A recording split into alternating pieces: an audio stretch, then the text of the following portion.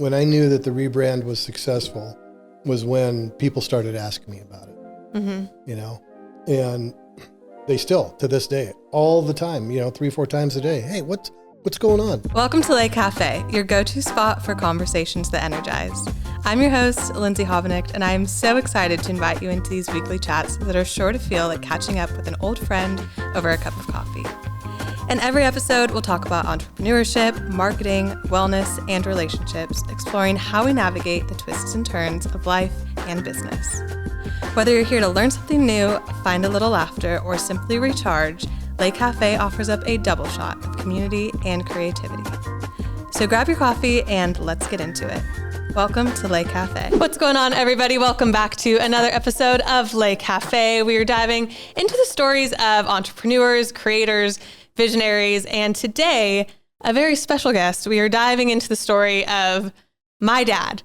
He is the co-founder of Kerriston Coffee Roasters, and I'll let him talk about that in just a second. But y'all know I'm here for coffee. I'm here for a good time. And now I have the true coffee master in the seat across from me. You know him. You love him. Brett Habenicht. Welcome to the pod. Thank you. This is so fun. This is unbelievably fun. I can't believe how fun this is. I can't believe that we haven't had to do a retake already because I feel like I would just laugh the whole time. But I thought it would be really fun to have you on the podcast because, well, the podcast is called Lake Cafe. So obviously there's a real affinity for And for those coffee. of you that don't know, that literally translates to the cafe. True. I never have disclosed that. So it is the cafe. This is like my version of a coffee shop because I don't get the privilege of having my owner being around yours all the time. But you have been in the coffee business for 30 years. And it has really shaped the way that I see not just business, like the coffee business, but business at large. My mom is here. She refuses to be on camera. She's behind the scenes. She is the other co-founder in the partnership. And their work has really kind of just like paved the way for what I see can happen when people come together over, one, a good cup of coffee, but two, a really meaningful idea that's rooted in passion and care for community. So talk to me a little bit about how we got here. I know it was before I was born. So can we start from the beginning? Like, where did your love of coffee really take off? And how did you know you wanted to be a business owner? I didn't. And the whole coffee thing was, I think sometimes the best things in life, we stumble into those things, not really understanding what kind of impact those events will have on our life later on. And it's not until much later that we can look back on a specific time and go, oh, that's when that seed was planted. So for me, during my time in the military, I spent, as you know, some time in the Navy. And during one of the deployments, to the Mediterranean, we were in Trieste, Italy. And by that time, your mom and I were engaged to be married and trying to save money, trying to do the right, responsible, mature thing for once in my life. And instead of drinking all those great, wonderful Italian beers that I love so much. I was going to say, there's probably a balance there. Yeah, I found myself kind of hanging out in a couple of different coffee shops. And it was there where I had my first espresso. It was there where I was really first introduced to the culture of a cafe, of a coffee, espresso cafe, a real Italian cafe. And I just fell in love with not only the coffee and the culture, but the people. And that, little did I know, kind of planted a seed in me that very first visit. By the time we had left the Mediterranean, we were heading back stateside, I kind of knew that I wanted to do something like that. Yeah. I think that story is so cool, but I think the coolest part is we take for granted now. It's 2025. There's a coffee shop on seemingly every corner. Like, coffee is so woven into our lives, especially like how we connect with people. At the time, that wasn't really the case in Maple Valley where you were living or growing up. No, not at all. And to a certain extent, not even in Seattle. Yeah. I mean, it had started, And Starbucks had started to make some really big strides towards kind of creating awareness about specialty coffee. When we got into the coffee business, they had not yet gone public. That's how long we've been doing this. And it was, from day one, it was just all about education.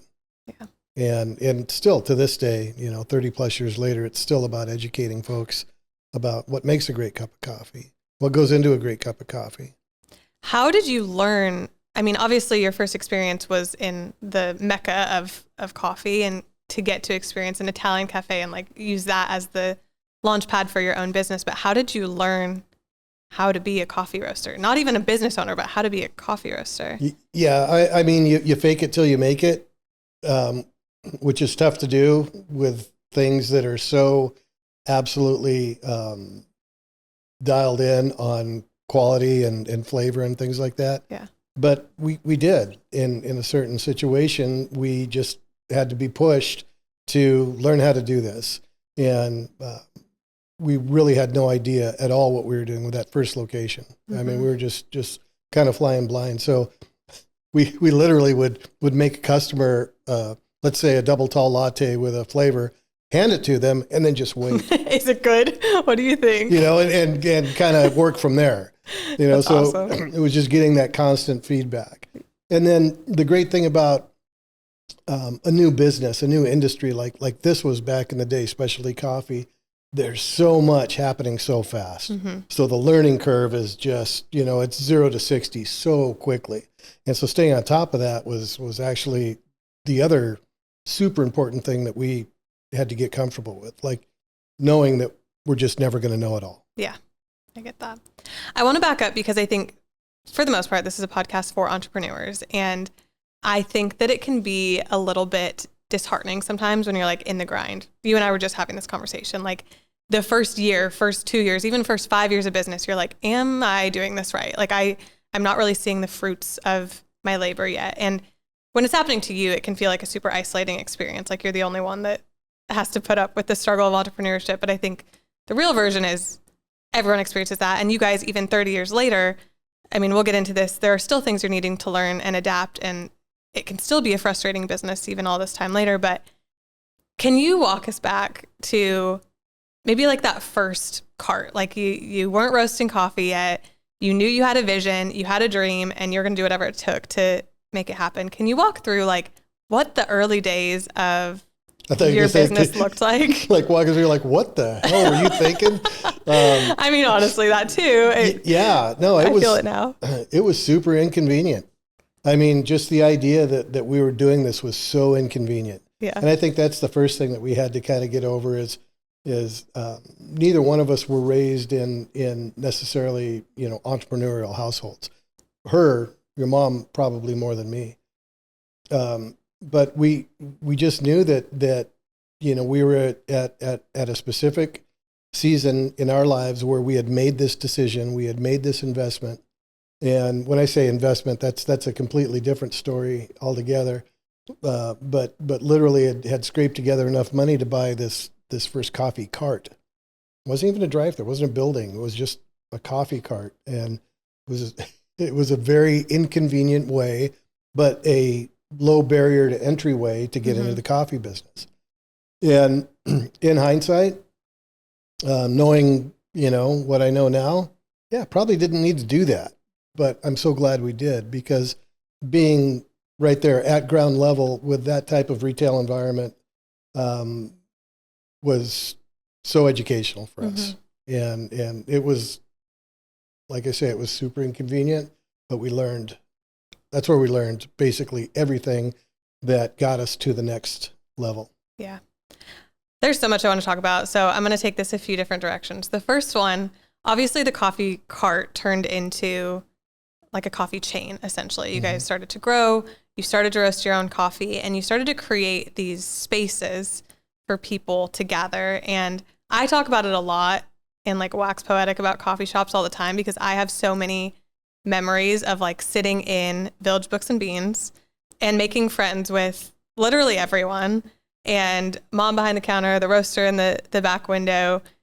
Everyone had like their part or their piece of the puzzle, and everyone was just grinding. And yet even though you're working so hard, it was like this labor of love for everyone else. Like you're able to create a space for your community. And I'm just interested to hear like some of your favorite memories or stories that kind of made the grind worth it. Like you were doing a really hard thing. So when you were able to create those spaces and invite people in, what are some of the memories that made that worth it?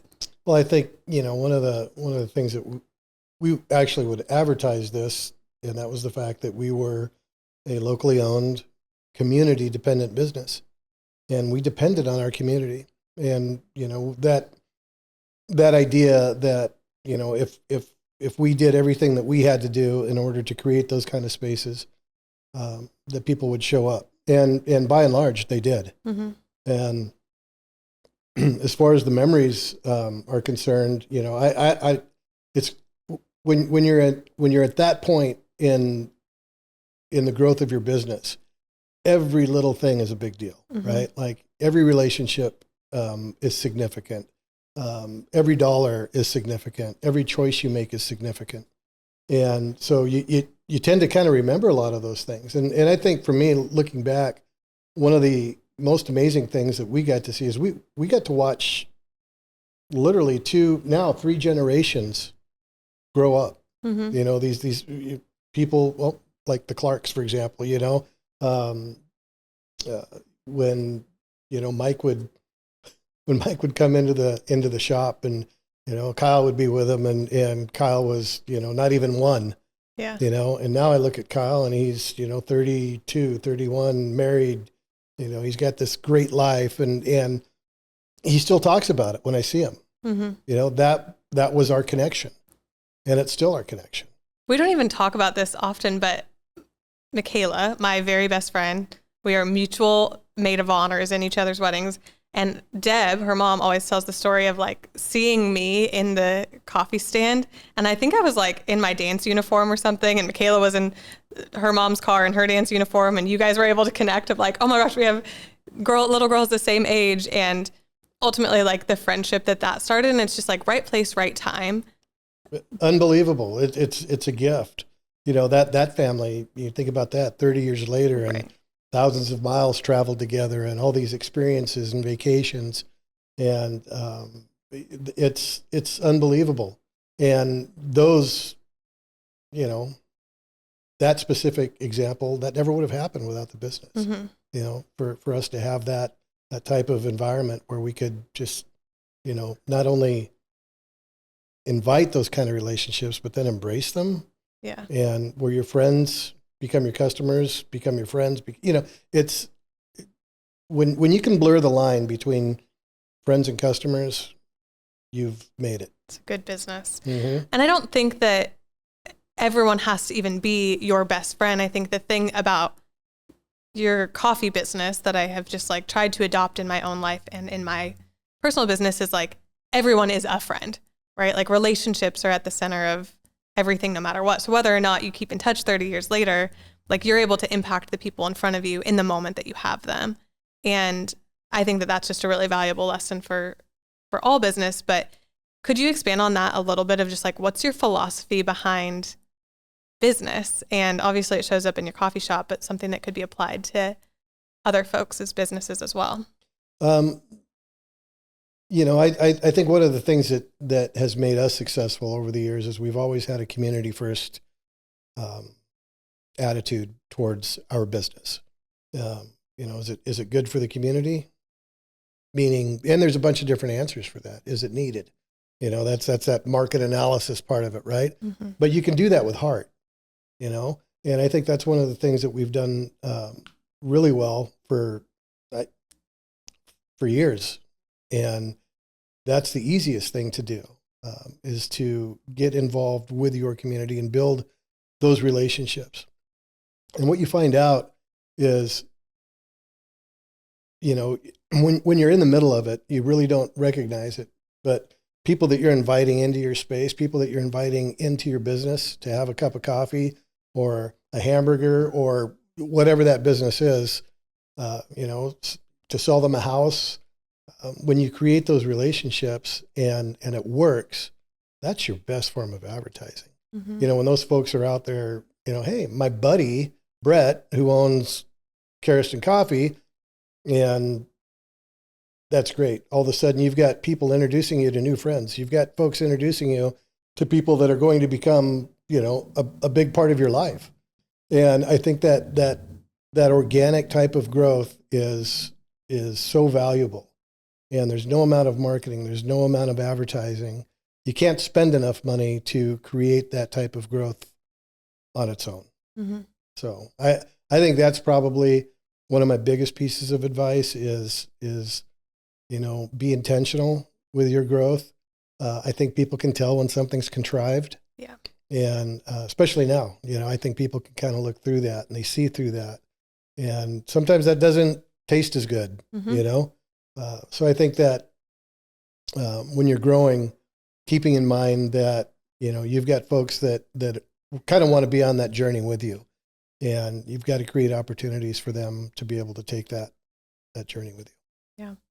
That's a good segue, because something that you guys always talk about and should be obvious, but maybe isn't, is that really good service can take an okay product and turn it into something that like people can't live without. Oh, without a doubt. Yeah. And it's not just because coffee is addictive. Like, it's not just because coffee is a drug. It is truly because people anticipate that as part of their routine, and it's the experience that they have that makes, not that your product is okay, it's beyond okay, but let's use Starbucks as an example.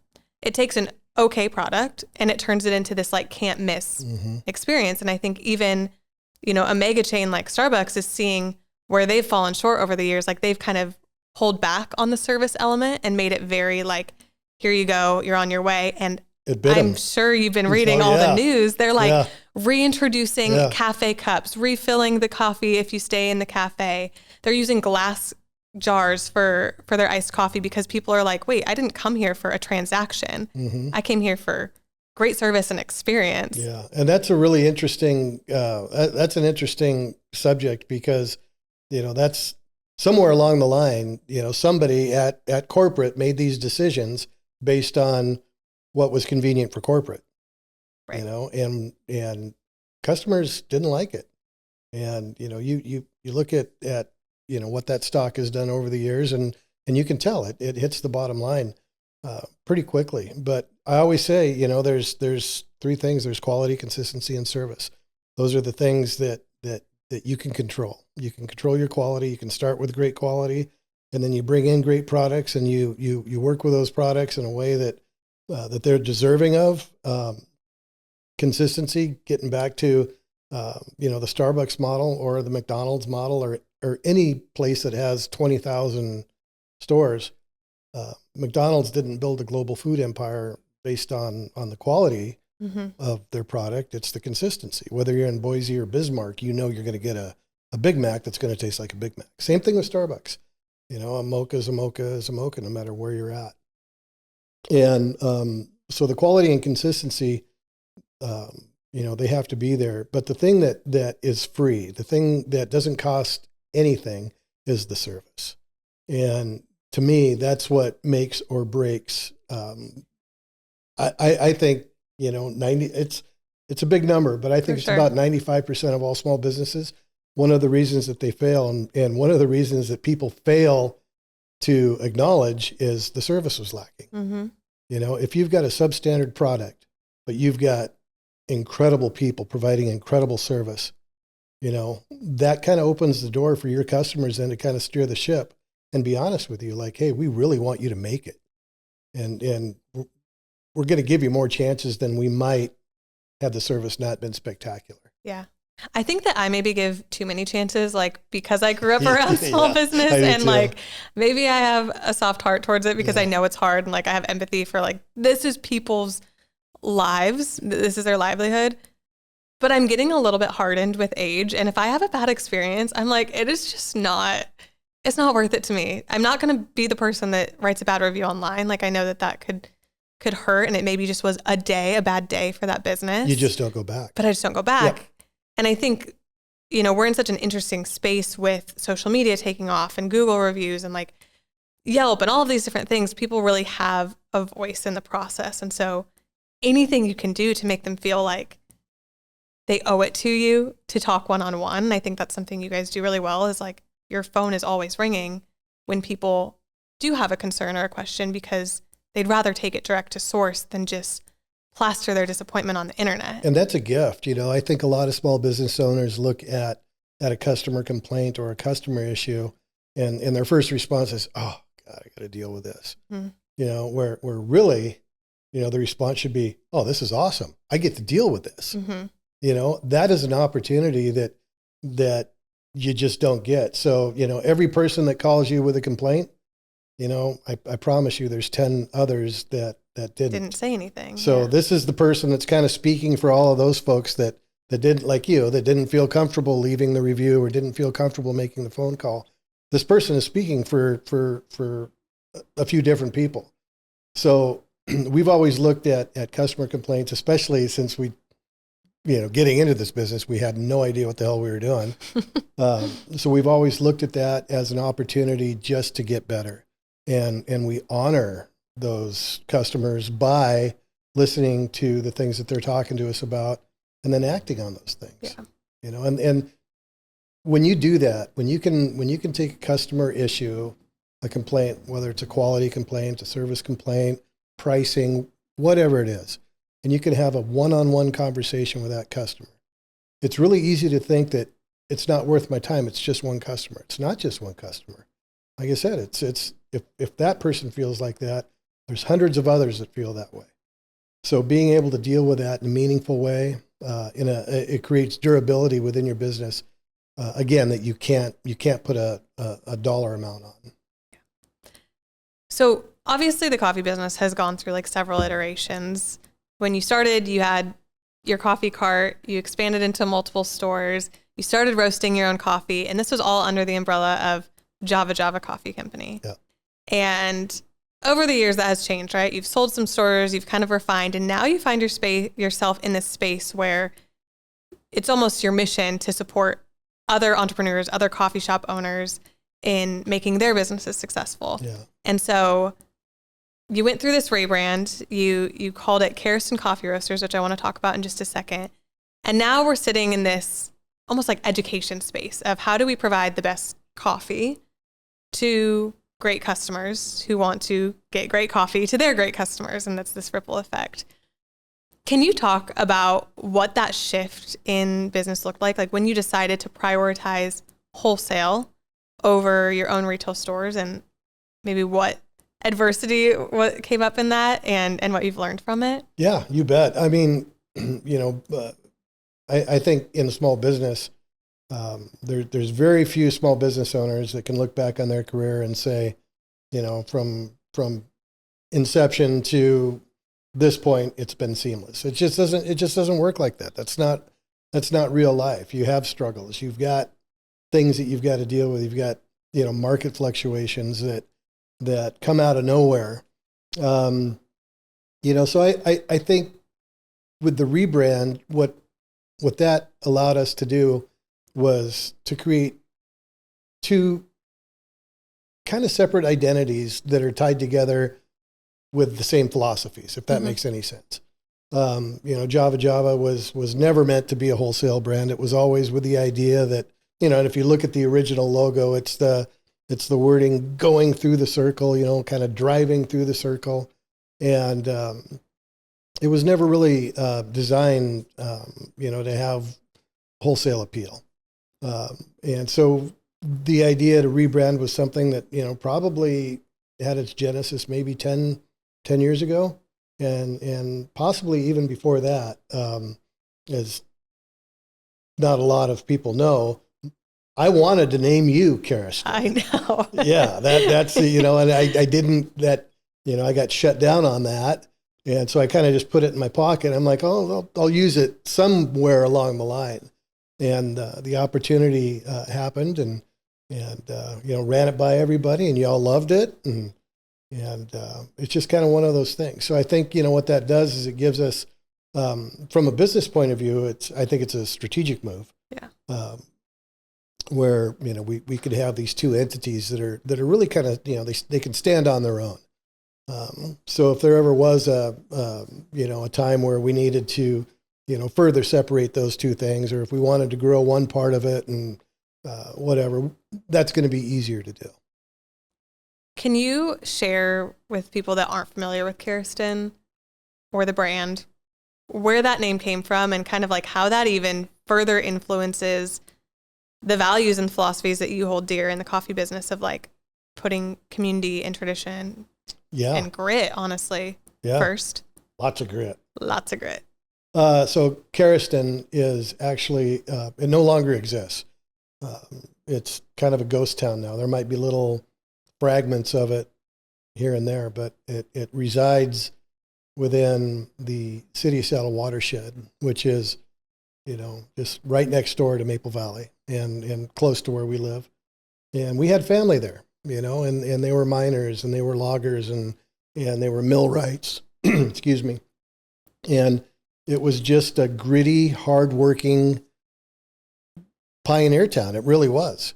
And, they made cedar shakes for all the buildings that were being built in Seattle. They, all the beams, all the timbers for coal mining, all that kind of stuff. And it's a beautiful place. It captures really the essence of the Northwest, the big towering trees and the mountains and the clear water and all the things that we love about where we live, and all the things that really we love about our coffee are kind of embodied in that name. Mm-hmm. Yeah, it was really fun. Obviously, I've heard you talk about Kerriston for a long time, so it was really fun when the opportunity presented itself and we started talking like as a family, right? Like Alex, my brother, is also in the business. He's roasting the coffee. I'm kind of helping on like the branding marketing side. My mom's running the books and running the show. And you're doing this like business development piece. And I think we all kind of came to this agreement in unison that it was like, oh, there's more. Like there's more that we could do. There are bigger conversations to be had. And as great of a brand as Java Java was locally, like the support you had in your hyper local area was unmatched. I've never seen anything like it. It's crazy. But I think that, that wider reach of like, what's a brand that's really going to resonate and make people feel something outside of your friend of a friend? Like, how can a complete stranger interact with a brand and feel something? And I think when we decided that that's what we wanted, the wheels just kept on spinning and Kerriston became what I knew. What it is. When I knew that the rebrand was successful was when people started asking me about it. And they still, to this day, all the time, 3-4 times a day, hey, what's going on? What's up with, Kerriston? Because it was such a shift, I mean, for 30 years, it's been Java coffee. And then to do this 30 years down the road, number one, I think people think that that I'm like, too old to switch gears and do something different. But the second thing that tells me is that people are interested. They're still interested, and I love that. And that's something that we absolutely have to take advantage of. Yeah, I think people are interested, and it kind of answers the call of this like emotional storytelling that because of the digital landscape that we all have access to every day, like it's almost our duty to tell the story of our brand. And Java Java has a story, but it doesn't go back as far as the roots, right? Like our actual heritage, like your grandfather, my great grandfather. I don't even know how far we go back, but it's like many generations. And now we get to tell their stories of hard work and grit and draw the line between that and what we get to do for the same community. Yeah. It's kind of cool. Crazy. Yeah. It's pretty crazy. And my dad, Pampa, I always tease him, about, he's kind of like this living historical artifact. For sure. He's seen so many changes, and he played a huge role in this business as well. And so to have him, still around in the same town, definitely helps ground us, and the community, like you talk about how over the top the community was, that gets back to that kind of community first, philosophy that your mom and I have always had, and that you grew up with and that you embraced. And it still pays dividends. So Kerriston is created to basically appeal to a wider audience, right? Kind of put on that wholesale persona. And for folks that are listening that don't know what we're talking about, Kerriston now is not just, it's not just a coffee brand, right? It's a high level wholesaler where you're able to pick up all the pieces of what it would take to build a successful coffee business and basically give that knowledge to somebody else, along with the best coffee that they can possibly serve their customers. Right. And I would love to talk a little bit about like what this evolution has looked like, because obviously you've been in the business for so long, and you know, you're making jokes that people don't think you can change gears 30 years later. And we're kind of in this moment where you're shifting gears again under the umbrella of Kerriston. And I'm really excited to talk about that. But what has the evolution of Kerriston looked like now, where the wholesale business has really taken off? You get to share your coffee with other coffee business owners, coffee shop owners, and make sure that they're successful. I love it. I think the evolution is, it embodies a bunch of different ideas. You know, when we were talking about quality, service, consistency, one of my biggest frustrations is when one of our wholesale customers, I mean, it's frustrating whenever anybody does it, but when one of our customers is lacking, you know, on the service side, or maybe they're not doing a great job at hiring, or, you know, maybe the quality issue, the training is not up to snuff. That's super, it's frustrating, but in a way it's like personal, and it's almost hurtful. You know, you're like, I've been there, but also. Yeah. So, you know, part of this evolution is being able to work with those folks and consult and train and encourage and, you know, help them get to the point where, you know, that we know they can be at. It's not just about leaving, you know, money on the table.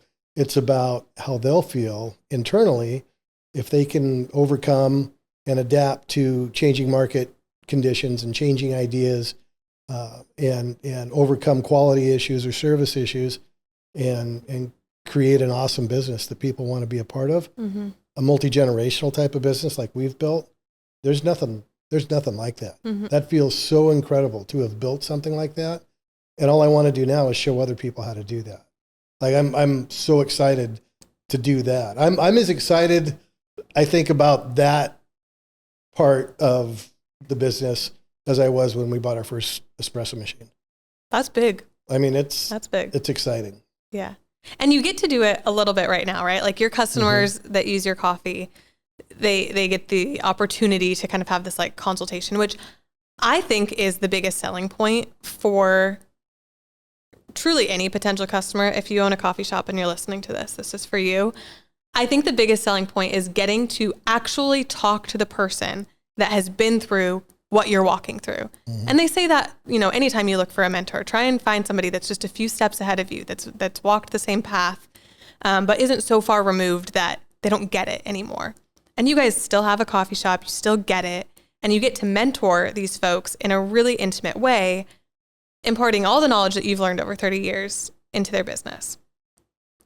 And now you're kind of in this stage where you want to expand even beyond folks that may use your coffee. You want everyone to know what it would take. Sure. And as a side note, I think that's just really honorable, because as I sit in a little over a year of full-time entrepreneurship for myself, it is so isolating. And it is, I mean, I feel like I'm calling you and mom constantly just to like air my grievances about what running a business looks like and feels like, and when it feels like I'm not meeting the mark. And I just feel like it's got to be such a gift for these folks that are trying to start their coffee shops, just to have somebody that they can talk to that gets it. I hope so. You know, I think one of the interesting things about the coffee business, and I'm sure other businesses are like this too, there's a lot of self-isolation that goes on. You know, there's people that, because they work with this roaster or this roaster or this roaster, they feel like they don't need any help. They've got the best coffee roaster in the world, and the quality's always great. You know, that's awesome. That's great. That's also, you know, just really a surefire way to make sure that you're not here 5 years from now. And I talk to folks all the time, you know, that are just they're okay with their business. Things are just kind of on autopilot, and things are okay. And that's great that things are okay, but they're not going to be here 5 years from now. Right. So, being able to instill in business owners this, not so much a sense of urgency, but a sense of importance. How important their business is, how important their business can be. They may not feel like it is, but it really is. And if they can embrace and kind of dig in and dig down a little bit and look at how they've impacted their community, how they've impacted, the lives of their employees, how they've impacted their families, even something as beautiful as setting a great example for your children. Yeah. As your kids watch you kind of go through and make those tough decisions, that was a big thing, for us. So, what I really want to do is I just want to encourage folks to stick it out, but not if they're not willing to change. That's the tough thing. There's a lot of people that think that, good enough is good enough, and it's not. Talk to me about that then, because I know you guys have had to change often, and you've had to make small pivots. And even today, 30 years later, right? Like, coffee prices are higher than they've ever been. You're having to figure out how to adjust and still make your business work for you and for your customers. Like, change is inevitable, even if you think you've got it down pat. What advice would you give to somebody who is really struggling to embrace change? Good luck. I'm looking at Mom. No, I'm just kidding. I think you have to look at it as an opportunity. You really have to change your mindset. And if you fear change and the things that you think that change will impact in your life, and you run from it, you're not growing. You're literally stunting yourself, or stunting your own growth, whether that's in your personal life or business or anything else. So I think embracing change as a necessary part of business. Change should be as common as, think of it as changing accounting laws. Things change. That's just the nature of things. That's the nature of small business. So if you can embrace that and have the mindset that kind of allows you to kind of go with the flow a little bit, but also have a plan that's not, going to crumble because of one or two little things that happens. A long-term plan that, thrives on change. I think that's really important. And part of that is just kind of, staying ahead, like you said, staying a step or two ahead and understanding trends and understanding what's happening. The coffee price issue right now is a big one. And the wild thing about that is it doesn't just affect, medium-sized coffee roasters like us. It affects massive coffee roasters, like the, Starbucks and the Blue Bottles and of the world. And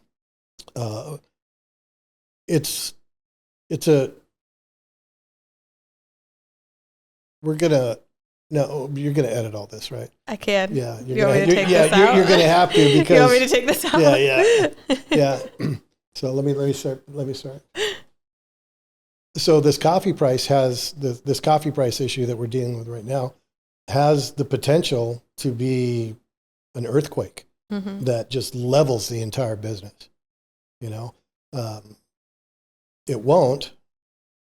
There's going to be a few of us standing at the end.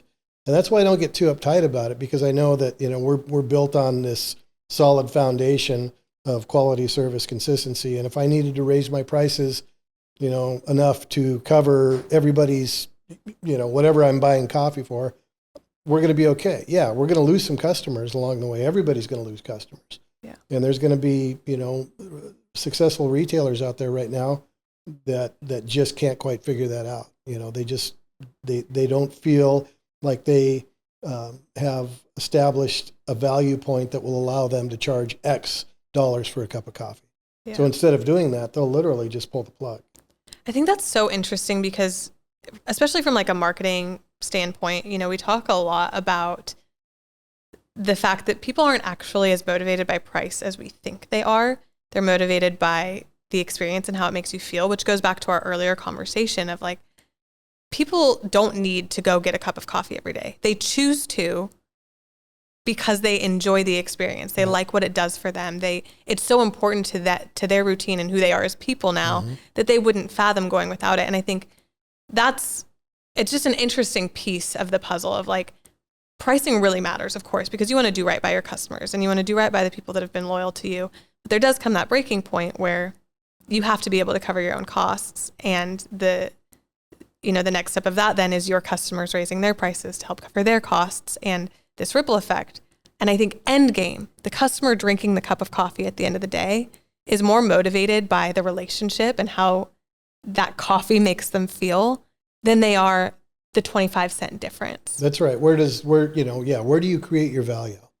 Value is, I've always said value has nothing to do with the price of something. I think value is the byproduct of quality. It's a byproduct of service. It's a byproduct of consistency. So if you've got, if you're stellar in all of those areas, then your value is intrinsic to the level of service, the level of quality, the level of consistency. Yeah. Value is not price. Max, my fiance, I talk about him sometimes on the pod. You know and love him. He always says, how much is it worth in happiness?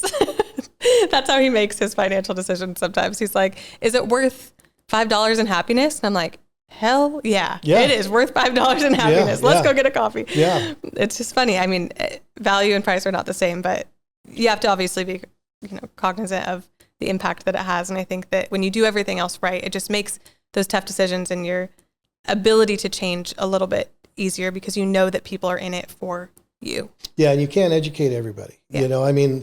Some people just don't care. Yeah. They're just going to be, holy crap, my coffee's, 50 cents more today. I'm not doing this anymore. And that's it. And they don't want any explanation. They don't want to talk about it. They're just done. And that happens. But that doesn't mean that we can stop trying to educate people. Right. I think that's a big, big part of it. The average, coffee drinker out there, they're not looking at coffee prices daily and stressing out. Right. They don't care. They just, they need their coffee. They want it. But what's really funny about coffee, and this kills me. You go to the grocery store, every day you go to the grocery store and a loaf of bread might be a different price. Every single day. Yeah. I just bought eggs yesterday. I know people have been talking about eggs for a while. This is a side note. It was $7. Oh, yeah. But you can't do that, in retail. You can't change your menu every day the way a grocery store can. I wonder, people need that consistency. That's a staple. This is how we feed our family. And so you have to have consistency there because you just do. So having that consistency in retail is super important as well to, for retention and all that.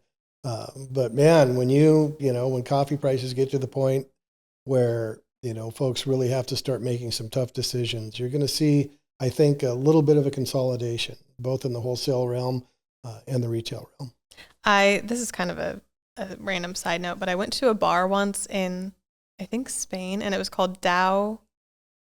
It was a stock market name. I forget what it is, but they would change the price of the different drinks on their bar menu based on if people were buying it or not. So like if everyone was getting a lemon drop, that drink would go way up in price. And if nobody was getting, I don't know, a gin and tonic, that was like the low price, but it was changing literally minute to minute. That is brilliant. Kind of a sidebar, unrelated, but I thought that was really interesting considering the price conversation. Yeah, we could do that on the side of the stores. Like, here's the current, C market coffee price, green coffee price. Everybody wants this. So this is the price today. Well, there's a lot coming down the pipeline, obviously. Kerriston continues to evolve and, we're talking about change and permission to change, I guess, within your business. And your role is starting to shift a little bit. And you're really excited about this education piece of the puzzle. Mm-hmm. So we've kind of hinted around it, but you have something fun that is launching soon called... I'm so excited. Drive Through You. Drive Through You. Like your university on how to run a coffee shop. Yeah. I love it. Tell us about it. So, and this is an idea that I've kind of been messing around with for a while. But I figure, after over 30 years of the coffee business, I've figured out a few things. You were a professor of coffee. Professor of coffee. So I've always, like whenever I coach or teach or anything like that, I never teach about, on things that I'm really, really good at. I always teach on things that I've screwed up in the past that I've learned from, right? Mistakes that I've made. And that's kind of, at the end of the day, that's really all you have is your experience, right? And your ability to share. So what I want Drive Through You to be is this kind of, this one-stop virtual classroom on everything coffee. Like let's say you live in Des Moines, Iowa, and you want to start a little drive-through and you have no idea who to talk to or where to go. You get online, you check us out at Drive Through You, and we're going to have things like site location. We'll talk about how to pick a great location for your business. We'll talk about equipment needs. We'll talk about development costs, branding, marketing, training, hiring, everything that person might need to know. We're going to cover it on this series. I love it. Everything you probably wish you would have had when you decided to take without the a leap. doubt. Yeah, without a doubt. All the questions. And, we've toyed with other types of things within the Kerriston realm, like almost did a coffee truck, almost did this. And it just would be so nice if there was like a one-stop shop to learn before you jump in. Yeah.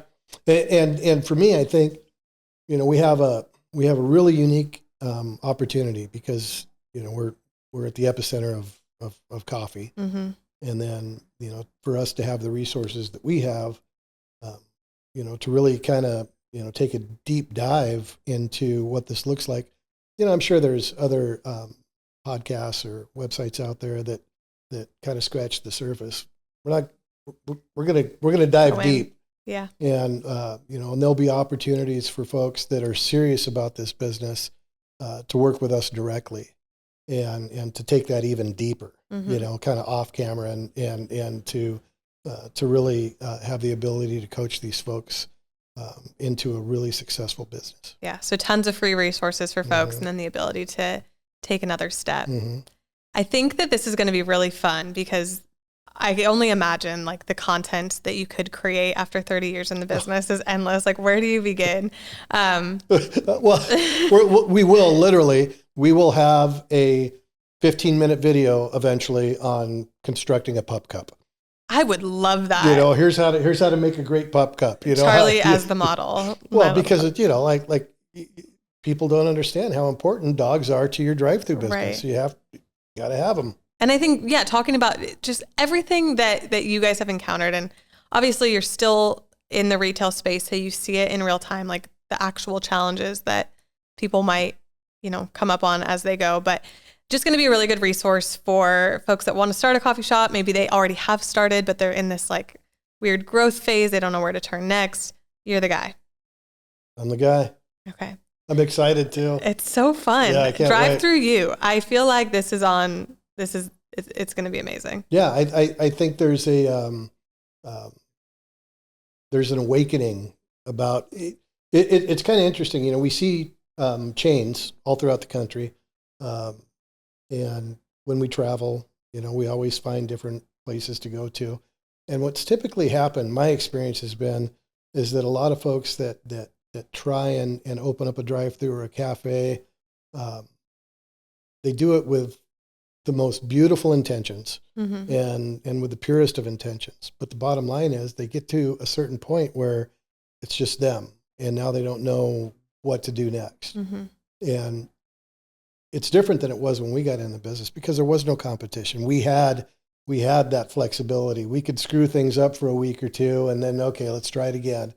You can't do that today, right? So to help folks kind of just get things figured out early and figuring them out often, that's what I get really excited about. So fun.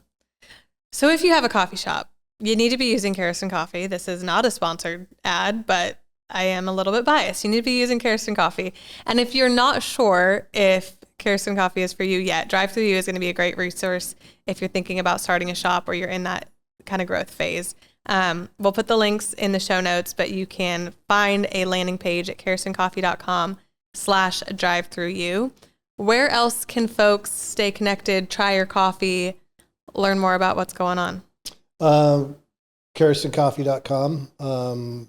We've got a beautiful web page. You can kind of explore kind of the different types of blends that we have on the wholesale side.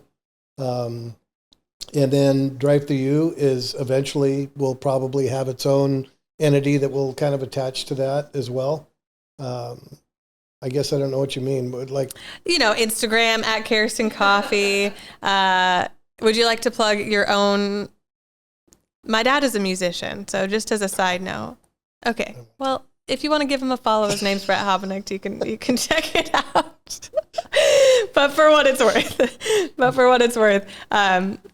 it's been really fun to be a part of. I feel like the Kerriston Coffee. I feel like I just screwed up this whole. Why? Part right No, here. You're fine. You're fine. It's been really fun to talk Kerriston Coffee in the evolution from Java Java to what it is today. I'm really excited for Drive Through You. I think every piece of this is just giving more back to the community that has poured into you so that you can build this little coffee empire. Yeah, I think the timing is really perfect. I love it. And for those of you that are questioning whether or not they were truly pioneers to the industry, actually, I don't want to put him on blast. I was going to have you tell the Tully story. Oh, yeah. No, that's fun. Should we? Yeah, I'll tell that story. Okay. If you were wondering if they truly are pioneers, I want to leave on this note, because if you were wondering who you should trust in the coffee business or with you building your own coffee business, you need to know from somebody who's been around the block. Will you go into quick story time to close us out? Sure. So years ago, the second largest specialty coffee company in the country was a company here in Seattle called Tully's Coffee. And Tully's was founded and run by a real nice gentleman by the name of Tom O'Keefe. Shout out, Tom. Shout out to Tom and Tully. And Tully's was growing like crazy, and we were growing not like crazy, but we were growing, had a great reputation in the quick serve coffee business. We had pioneered really the modern two-sided drive-through concept. And my phone rings one day, and it's Tom O'Keefe from Tully's, and he's like, "Hey, I'd love to swing by and talk to you about Java Java." I'm like, "Great," He swings by my office. He pulls up in his brand new 911 Porsche 911, my dream car.